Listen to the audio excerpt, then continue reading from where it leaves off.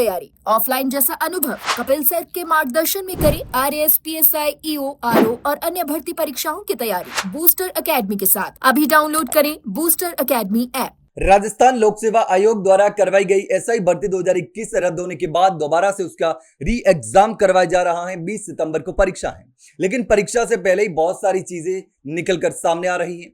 अलग अलग अभ्यर्थी मांग कर रहे हैं। बहुत सारे अभ्यर्थियों को बाहर कर दिया गया। 3,83,000 अभ्यर्थियों को परीक्षा देने का मौका दिया गया। अब उन अभ्यर्थियों ने आयोग के खिलाफ मोर्चा खोल दिया है। लेकिन इसी बीच हम बात करेंगे एक बड़ी अपडेट की, जो कि आरपीएससी ने अपनी वेबसाइट पर अपलोड कर दी है। अब देखिए, 3,83,000 अभ्यर्थियों की लंबी चौड़ी जो लिस्ट है वो आरपीएससी ने अपनी वेबसाइट पर अपलोड कर दी है और अभ्यर्थियों को सलाह दी है कि इस लिस्ट में अपना नाम ढूंढ ले और रोल नंबर और नाम के साथ में पूरी की पूरी जो डिटेल है वो आरपीएससी ने अपनी वेबसाइट पर डाल दी है। नाम, फादर नाम, डेट ऑफ बर्थ और उसका जो स्टेट, होम स्टेट है वो डाला है और उसके साथ होम डिस्ट्रिक्ट डाला है और एसएसओ आईडी की डिटेल डाली है। ये तमाम चीजें जो है वो आयोग ने इस लिस्ट में डाल दी है। तमाम 3,83,000 अभ्यर्थियों की सारी डिटेल है, पूरी की पूरी लिस्ट है, वो आयोग ने अपनी वेबसाइट पर अपलोड कर दी और अभ्यर्थियों को कहा है कि उसमें अपना नाम देख ले। तो अब करना क्या होगा?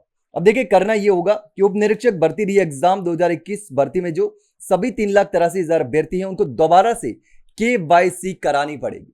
उन तमाम अभ्यर्थियों को अपना नाम देख करके केवाईसी करवानी पड़ेगी और यह परीक्षा 20 सितंबर को होने वाली है। तो आरपीएससी ने ऑनलाइन आवेदन के लिए एसएसओ आईडी जो भूल चुके अभ्यर्थी और आवेदन पत्र में संशोधन या केवाईसी नहीं कर पा रहे हैं। अब सबसे बड़ी दिक्कत यहां आ रही थी कि बहुत सारे अभ्यर्थी अपनी एसएसओ आईडी भूल चुके थे और उन अभ्यर्थियों के सामने दुविधा थी कि हम आवेदन करें तो करें कैसे, अपने फॉर्म में संशोधन करें तो करें कैसे। तो इसी वजह से उनका समाधान निकालने के लिए, अभ्यर्थियों को राहत देने के लिए आयोग ने इन 3,83,000 अभ्यर्थियों की पूरी डिटेल जो है वो सार्वजनिक कर दी है। उनका रोल नंबर, नाम, पिता का नाम, होम डिस्ट्रिक्ट, होम स्टेट और एसएसओ आईडी की डिटेल सार्वजनिक कर दी है। तो वहां पर जाकर के अभ्यर्थी जो हैं वो अपने फॉर्म में संशोधन कर सकते हैं, ई केवाईसी कर सकते हैं। तो जो अभ्यर्थी संशोधन या ई केवाईसी नहीं करा पा रहे थे उन्हीं अभ्यर्थियों के लिए डाटा जारी किया गया है। अब इस डेटा में अभ्यर्थी का नाम, पिता का नाम, जन्म तिथि, एप्लीकेशन नंबर और उनकी मूल एसएसओ आईडी दे रखी है। तो अब आपको करना क्या होगा?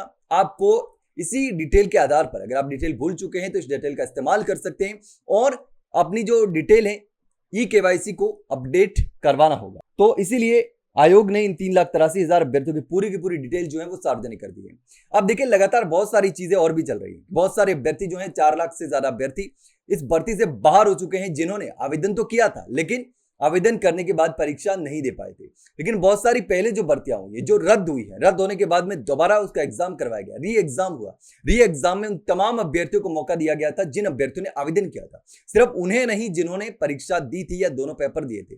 लेकिन यहां पर यह नियम लागू कर दिया गया। इसी को लेकर लगातार विरोध हो रहा है। लेकिन इसको लेकर के आप क्या सोचते हैं, कमेंट सेक्शन में कमेंट करके जरूर बताना। वही अगर जानकारी अच्छी लगी तो वीडियो को लाइक और शेयर जरूर करना, चैनल को सब्सक्राइब करना ना भूले। फिलहाल के लिए इतना ही, जल्द मिलते हैं एक नई जानकारी के साथ। तब तक के लिए नमस्कार।